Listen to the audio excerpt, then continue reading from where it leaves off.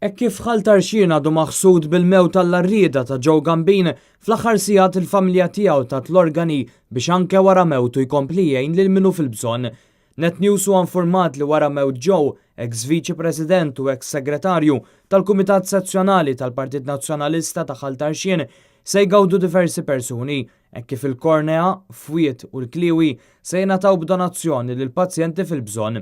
U kienet jinżamm ħaj fuq il-magni sakemm saru testijiet li kien hemm bżonn biex jingħataw l-organi tiegħu f'deċiżjoni mill-aktar altruista ta' Martu Mary u l-familja Gambin.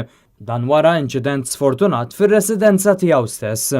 Joe Gambin ħadem fih dan il-Partit Nazzjonalista fl-aktar żminijiet diffiċli tal-politika Maltija u stinka b'mod speċjali biex il-gażin tal-Partit Nazzjonalista f'ħaltarxien jibqa' miftuħ anke meta dan kien ipoġġi periklu u riskju għal min bla bisa kien jiddikjara li huwa nazzjonalist.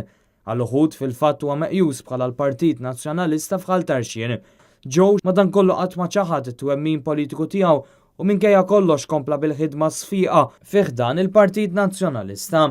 Kull meta kien ikun hemm xi attività u familtu kienu jkunu minn ta' quddiem jaħdmu u jħeġġu l-parteċipazzjoni tan-nies.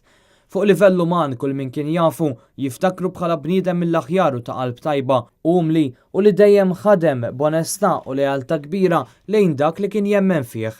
Fil-fatt ma li ħarġet din l-aħbar ta' diqa kienu ħafna dawk li fakru lil Joe għalkemm għen lill-eżis tagħhom fl-aktar momenti diffiċli.